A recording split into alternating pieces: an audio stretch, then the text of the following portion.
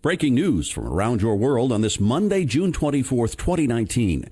I'm Larry Rice. Russia said the U.S. deployment of land-based missile systems near Russia's borders could lead to a standoff comparable to the 1962 Cuban Missile Crisis. That was the quote from Russian Deputy Foreign Minister Sergei Ryabkov on Monday. Russia had been fiercely critical of U.S. plans to deploy missile systems in Eastern Europe and of Washington's withdrawal from the INF Arms Control Treaty. RIA news agency quoted Ryabkov as saying, "If things get as far as an actual deployment on the grounds of these sorts of systems, then the situation won't just get more complicated, it will escalate right to the limit." Russian President Vladimir Putin made similar remarks in February when he warned that Moscow would match any U.S. move to deploy new nuclear missiles closer to Russia by stationing its own missiles closer to the United States, deploying faster missiles, or both. Ryabkov said, "We could find ourselves in a situation where we have a rocket crisis close to not just the crisis of the 1980s, but close to the Caribbean crisis." That's the standard Russian term for the Cuban Missile Crisis, which erupted in 1962 when the Soviet Union responded to a U.S. missile deployment in Turkey by sending ballistic missiles to Cuba. It began a standoff that brought the world to the brink of nuclear war. The crisis was diffused when Soviet ships headed for Cuba turned back in the face of a U.S. naval blockade. Eventually, the Soviet Union agreed to remove its missiles from Cuba. In return, the United States promised not to invade Cuba and secretly said it would remove the U.S. missiles from Turkey. President Trump targeted Iranian Supreme Leader Ayatollah Ali Khamenei and other senior Iranian officials with new U.S. sanctions Monday, looking for a fresh blow to Iran's economy after Tehran's downing of an unmanned American drone. Trump signed an executive order imposing the sanctions, which Treasury Secretary Steve Mnuchin said would lock billions of dollars more in Iranian assets. Trump said the new sanctions were in part a response to last week's downing of a U.S. drone, but would have happened anyway. He said the supreme leader was ultimately responsible for what Trump called the hostile conduct of the regime. The Trump administration wants to force Tehran to open talks on its nuclear and missile programs and its activities in the region. Tensions between the U.S. and Iran have grown since May, when Washington ordered all countries to halt imports of Iranian oil. Iran has decried U.S. sanctions that bar it from selling its oil internationally as economic terrorism. Trump said the sanctions are a strong and proportionate response to Iran's increasingly provocative actions. Secretary of State Mike Pompeo held talks Monday with the Saudi king and crown prince about countering the military threat from Iran by building a broad global coalition that includes Asian and European countries. Pompeo is likely to face a tough sell in Europe and Asia, particularly from those nations still committed to the 2015 nuclear deal with Iran that President Trump repudiated last year. With tensions running high in the region after Iran shot down a U.S. surveillance drone on June 20th and Trump said he aborted a retaliatory strike, Iran's naval commander warned that his forces won't hesitate to down more U.S. drones that violate its airspace. The U.S. has been building up its military presence in the Persian Gulf. A senior U.S. State Department official said a coalition of nations would provide both material and financial contributions to the program. North Korean state media reported that leader Kim Jong-un received a personal letter from President Trump.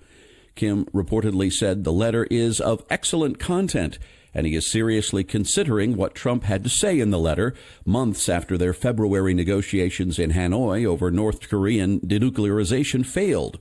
The White House confirmed Trump sent a letter and that correspondence between the two leaders is ongoing. Earlier this month, Trump said he received a beautiful letter from Kim, though an administration official said that it mainly consisted of Kim wishing the president well for his birthday. There is speculation, however, that the correspondence exchange could lead to a third summit between Trump and Kim.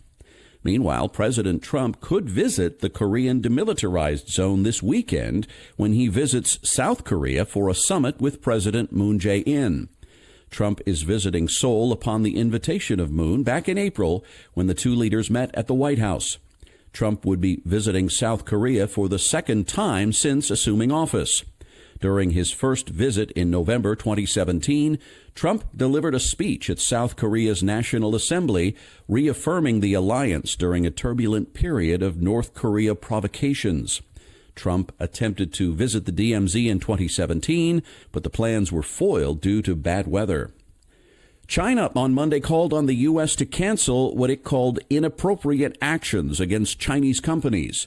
The Trump administration blacklisted Chinese telecom and smartphone maker Huawei in May, and on Friday added 5 more Chinese technology companies to the so-called entity list, effectively barring them from buying parts from U.S. firms. We hope the U.S. side, under the principles of free trade and the spirit of the World Trade Organization principles, can cancel these inappropriate measures against Chinese companies and remove them from the entity list. This has benefits for both sides, according to China's Vice Commerce Minister Wang Shouwen. President Trump and his Chinese counterpart Xi Jinping spoke by phone last Tuesday about their plan to meet at the upcoming G20 summit.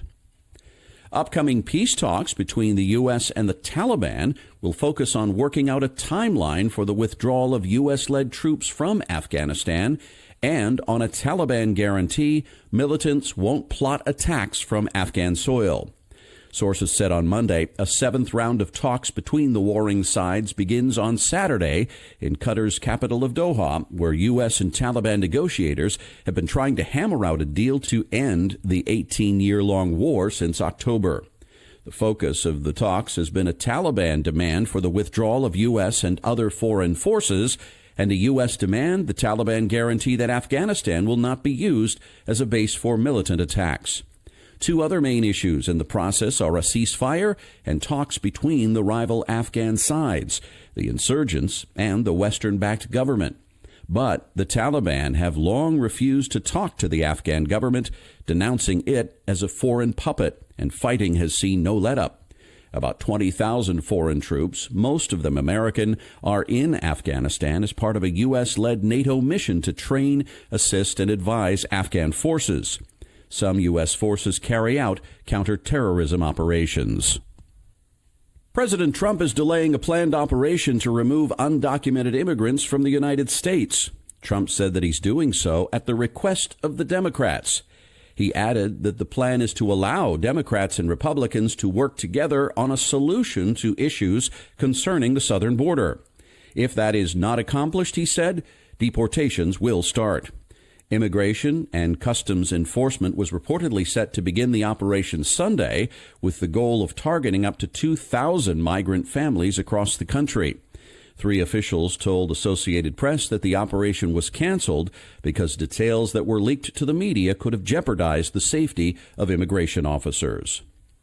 A strong 7.3 magnitude earthquake struck near Indonesia in the Banda Sea Monday, causing buildings to sway in the northern Australian city of Darwin. The U.S. Geological Survey said it recorded the quake at an intermediate depth of 130 miles beneath the Banda Sea as a result of strike-slip faulting, which is where blocks along fault lines move horizontally from one another. That type of quake rarely causes a tsunami, and the Australian Government Bureau of Meteorology said that there was no threat of a tsunami. However, Darwin residents reported that some buildings began to sway due to the earthquake, which caused some of its city center to be evacuated. There were no reports of injury or serious damage. The USGS said that location around the Banda Sea is known to experience frequent moderate to large earthquakes, with over 50 magnitude 6 or greater quakes hitting within 155 miles of Monday's incident. Eldorado Resorts announced Monday it will acquire Caesars Entertainment in a $17.3 billion cash and stock deal that will create the largest gaming company in the United States. Eldorado said it will pay $12.75 per share, a 28% premium to Friday's closing price. Caesars operates the Harrah's and Horseshoe brands, and the combined company will take on the iconic Caesars name. Eldorado CEO Tom Reeg said in a statement, Together, we will have an extremely powerful suite of iconic gaming and entertainment brands. The new board of directors will include 6 members from Eldorado's board and 5 from Caesars. The deal is expected to close in the first half of 2020. And that's your update for this Monday, June 24th, 2019. I'm Larry Rice. Thanks so much for listening and for supporting this podcast, and I hope you have a wonderful week.